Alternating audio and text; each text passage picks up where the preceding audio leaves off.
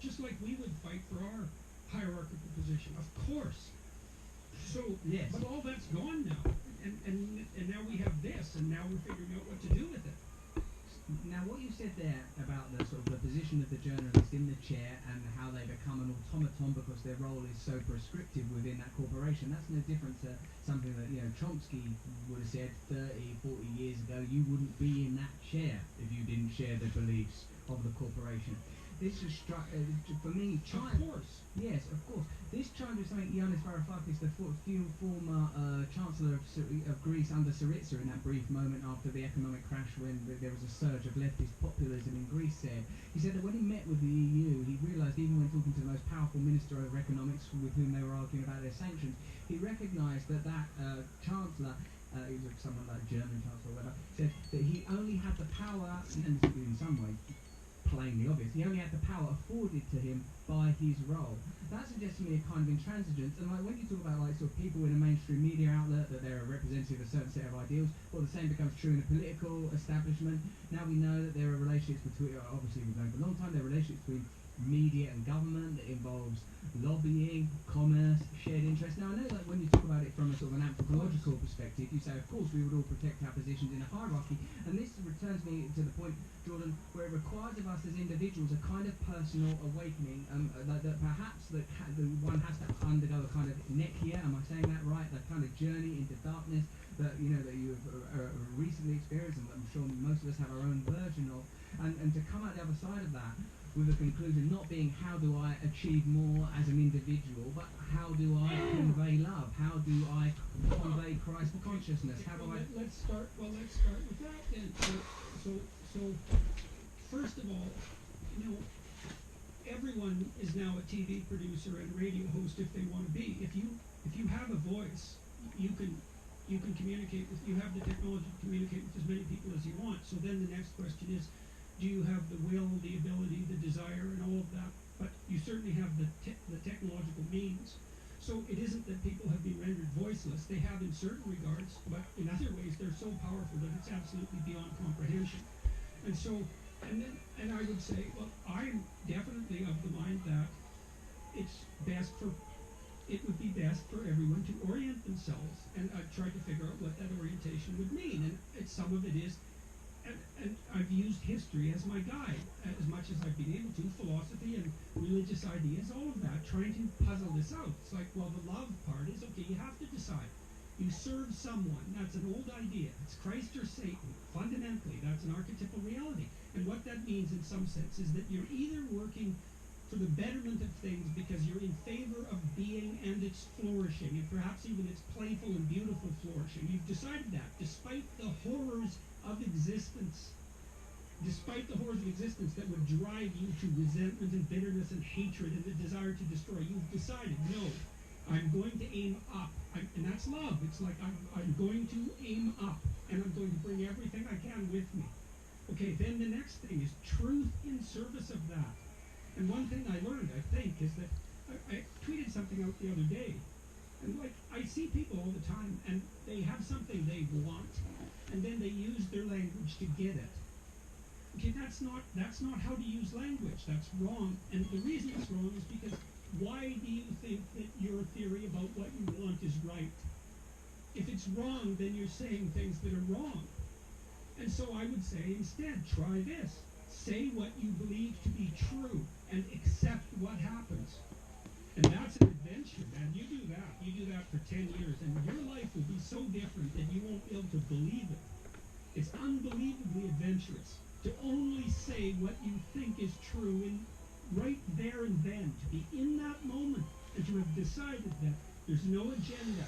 I'm just going to say what I think, regardless of the consequences. And I don't mean carelessly. I really do not mean that. The absolute opposite of careless. You pay attention to every word. And the consequences are miraculous. There's a kind of mysticism, I think, that you are describing. Firstly, the ability to remain entirely present. Secondly, the idea that you can respond authentically without an agenda of personal advancement. This requires, I think, a kind of transcendence. It certainly, from my understanding, would require a kind of ego death. There's sort of energies that can Pete in me seems that the tension seems to be between this sort of a very vivid sense of love and awakening and service, Inca, values esi that da? I'm quite proud, and still Inca samo zaključio upoznatao da čisto. relativistic, but quite primordial. Sometimes Sašo не мог дишла да бягам, я шо почна да бягам, не сега, до Димитров братio брата. Саша, дай да ослабваме. Немай та работа, много сме дебели, ти после добре, ама аз съм дебел, дай някакъв режим да направим, да го отловим или да бягам или да скачам или не знам. Майка ти, утре до Хашко от двамата да бягаме, те майките с колата ще дойдат. Може.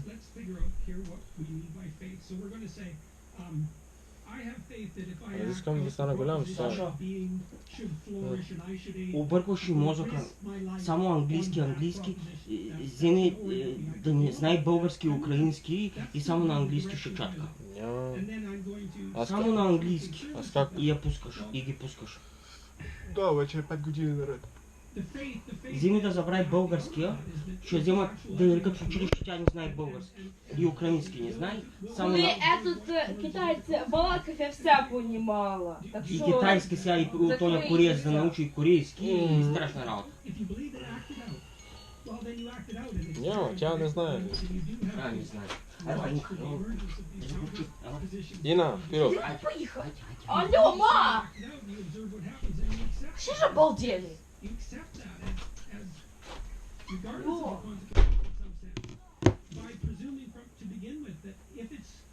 Emerges as a consequence of the actions of love and truth, then it is by definition good, regardless of what you think at that moment. Because you have to put your faith somewhere, right? Like, because you don't know everything, you're stuck with it. So you have a better theory than that. I can't find a better theory than that. No, like the requirement for faith is pretty clear. The limitations, the limits of our capacity for knowledge, the limitations of the senses, the abiding mystery. These seem to be perennial. They don't seem like they're going to be surmounted anytime soon. I recognise that. I am drawn to ask you, like when you went into this terrible crisis of health with yourself and Tammy, your wife, and that it was all consumed by this great suffering. You disappear into this, obviously, from the external perspective, for several years. And during this time, there's this incredible ongoing cultural war sort of peaking out that again sort of dissolves into the end of Trump's presidency and the emergence of Joe Biden, and this kind of global pandemic. The world shifts seminally during this period. How do you feel? How do you adjust to that? Having been through what you've been through personally, which we've touched on and we talked about previously. How do you feel about what's changed culturally? How do you line these ideas up? Ну, куди вони пішли? Well, I would say I'm Магазин, машины. Лідл? like everyone, Обычный partly because у нас. А, Хаскус? Крепський? as we all are with this unbelievable technological revolution. I mean, I think, that's such a complicated question. I'm doing more of what I was doing before, I suppose. I still believe that, at least insofar as I'm concerned, that there isn't Oh, anything boys, better than my... that I can be doing that. I'm looking for the sunflower seeds. If I may get those, I would really appreciate some flower seeds. This happened today. I was walking down, I was sitting on Bloor Street, which is a main street in Toronto, and this kid came up, he's about 20, and he said, I don't want to disturb you, but I watched your biblical lectures a few years ago, and they really helped me, and he was going to walk on, and I said, stop. I said, what's your name? And I always ask people, because as soon as you get their name, then you're in a conversation. They know that you want to talk. It's an open invitation, and I do want to talk, because I want to find out, okay, I helped this kid, apparently. How? Exactly. What worked? Because then maybe I can do it again, right? So he said, well, it made me rethink my religious belief, and now I'm going to church. And I said, okay, like, are you going every week? He he said, I know you don't go to church, you know, or you're not a practicing Christian. And I said, do you go to church? He said, yes, but it's online right now. I said, well, what do you do there? And he goes to the services, and then he has this group of 20-year-olds, and they talk to each other and try to orient themselves properly.